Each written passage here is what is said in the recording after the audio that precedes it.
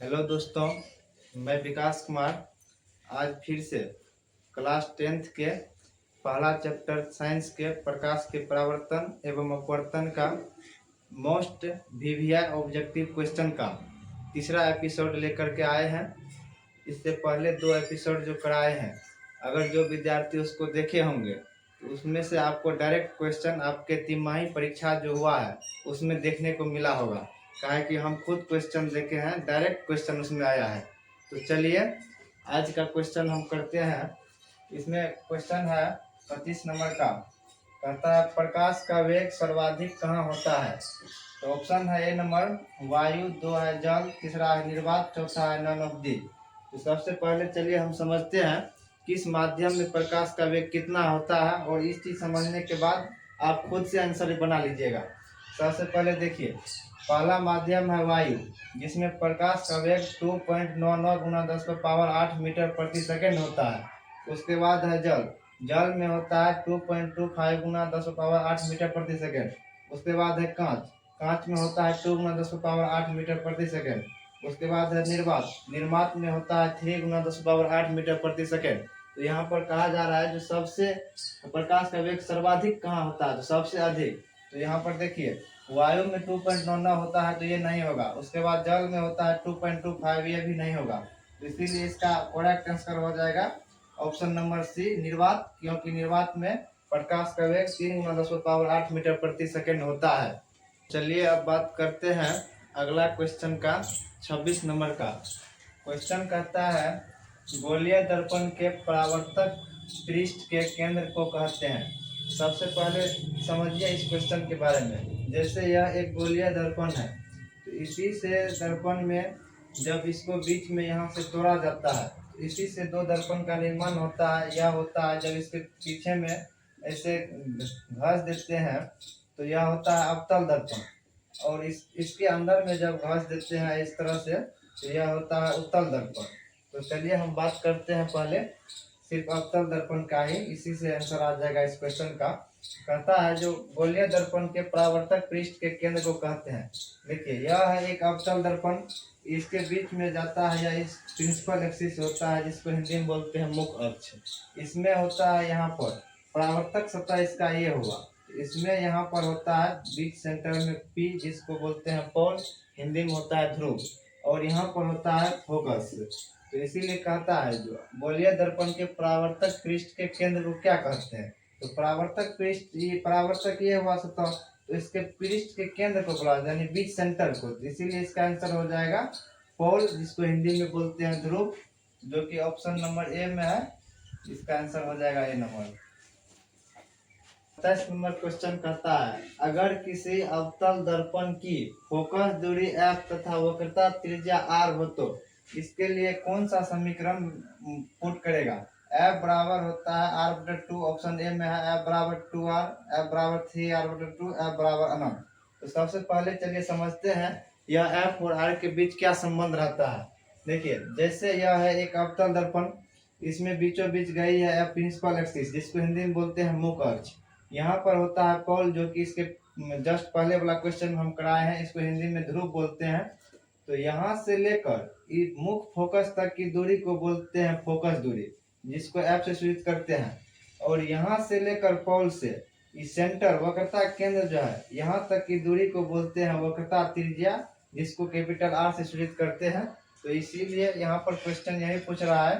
तो एफ बराबर होता है फोकस दूरी और आर बराबर होता है वक्रता त्रिज्या। देखिए इसमें 2 कंडीशन होता है। एक होता है r बराबर 2f, कहने का मतलब है फोकस दूरी के दोगुनी दूरी के बराबर होता है वक्रता त्रिज्या। जैसे देख लीजिए यहाँ से लेकर यहाँ तक फोकस है, फोकस दूरी यहाँ से लेकर यहाँ तक है, तो इसका जस्ट दोगुना है सेंटर, इसीलिए r होगा 2f के बराबर। उसके बाद जब f बराबर पूछेगा तो ये r/2 के बराबर होगा। तो चलिए ऑप्शन नंबर ए में ही है f बराबर r/2, इसका आंसर हो जाएगा ऑप्शन नंबर ए। नंबर का किसी उत्तल लेंस की फोकस दूरी 25 सेंटीमीटर है तो उसकी क्षमता क्या होगी। देखिए इस स्टेप में 2 तरह का कंडीशन आता है। एक बार क्या करता है फोकस दूरी को सेंटीमीटर में दे देता है और एक बार मीटर में दे देता है। तो इसके लिए 2 टाइप का फॉर्मूला होता है। P बराबर 1/f होता है जब फोकस जो दूरी मीटर में हो, उसके बाद जब फोकस दूरी सेंटीमीटर में होगा तो P बराबर 100/f होता है। तो यहाँ पर देखिए फोकस दूरी सेंटीमीटर में दिया हुआ है, तो इसीलिए यहाँ पर हम सूत्र लगाए हैं 100/f बराबर। तो 100/f का सूत्र है, f के जगह पर 25 सेंटीमीटर हो जाएगा, तो 25 से 4 मीटर में कट जाएगा 100, तो इसका आंसर आ जाएगा 4 डायोप्टर। लेकिन यहाँ पर एक तो बात है गौर फरमाने वाला, 4 डायोप्टर आंसर आया, लेकिन यह प्लस में होगा कि माइनस में होगा। तो इससे पिछले वाला वीडियो में यह क्वेश्चन इस टाइप का हम एक और कराए हैं, एक मीटर फोकस दूरी का। तो वहां पर हम बताए थे जब फोकस दूरी का बात करेगा या लेंस की क्षमता का बात करेगा, उत्तल दर्पण हो या उत्तल लेंस हो, हमेशा धनात्मक होता है। वही जब फोकस दूरी का बात करें या लेंस की क्षमता का, चाहे वह अवतल लेंस हो या अवतल दर्पण हो, तो हमेशा फोकस दूरी और लेंस की क्षमता ऋणात्मक होती है। तो यहाँ पर बात किया जा रहा है उत्तल लेंस का, इसीलिए इसका मान पॉजिटिव होगा 4 डायोप्टर, जो कि ऑप्शन नंबर ए में है। इसका करेक्ट आंसर हो जाएगा ए नंबर। करते हैं अगला क्वेश्चन का। अगला क्वेश्चन कहता है, जो कि बहुत ही मोस्ट इम्पोर्टेंट क्वेश्चन है, यह क्वेश्चन एग्जाम में बार बार पूछा जाता है। प्रकाश एक तरंग है, तो ऑप्शन ए में है ध्वनि तरंग, बी में है परावैरणिक तरंग, सी में है विद्युत चुम्बकीय तरंग, डी में है पराश्रव्य तरंग। देखिए इसमें दोनों के बारे में पहले समझ लीजिए, मैक्सिमम यही दोनों के बारे में पूछा जाता है, बाय इन केस इससे अलग पूछा जाता है। तो देखिए ध्वनि जो होता है यह अनुदैर्घ्य तरंग होता है, इसी को बोला जाता है यांत्रिक तरंग भी, अनुदैर्घ्य तरंग को ही। उसके बाद प्रकाश जो है यह अनुप्रस्थ तरंग होता है, और इसी को बोला जाता है विद्युत चुम्बकीय तरंग। तो इसमें देखिए पूछा है क्वेश्चन, प्रकाश एक तरंग है, और ऑप्शन में देखिए सी नंबर में है विद्युत चुम्बकीय तरंग, इसका ऑप्शन हो जाएगा सी नंबर सही आंसर। उसमें देखिए प्रकाश एक अनुप्रस्थ तरंग भी होता है, अनुप्रस्थ या विद्युत चुम्बकीय तरंग दोनों होता है प्रकाश, चाहे कि अनुप्रस्थ को ही विद्युत चुम्बकीय तरंग भी बोलते हैं। तो इसमें देखिए प्रकाश अनुप्रस्थ तरंग होता है, लेकिन ऑप्शन किसी में अनुप्रस्थ तरंग नहीं है, यहाँ पर विद्युत चुम्बकीय तरंग है, तो इसीलिए इसका आंसर हो जाएगा सी नंबर विद्युत चुम्बकीय तरंग। नंबर क्वेश्चन है, कहता है किस दर्पण से वस्तु का बड़ा प्रतिबिंब बनता है। तो ऑप्शन ए में है समतल, 2 में है अवतल, बी सी में है उत्तल, चौथा में इनमें से कोई नहीं। चलिए हम इस तीनों दर्पण के बारे में सबसे पहले समझते हैं, जो किसमें कैसा प्रतिबिंब बनता है, उसके बाद आंसर अपने आप आपको निकल जाएगा। देखिए सबसे पहले हम बात करते हैं समतल दर्पण के बारे में। समतल दर्पण में प्रतिबिंब हमेशा आभासी बनता है, और आभासी जैसे ही बनेगा तो फिक्स है, सीधा बनेगा, और वस्तु के साइज के बराबर बनता है। उसके बाद है अवतल दर्पण। अवतल दर्पण में प्रतिबिंब हमेशा वास्तविक बनता है, और वास्तविक जैसे ही बनेगा तो ये फिक्स है, उल्टा बनेगा।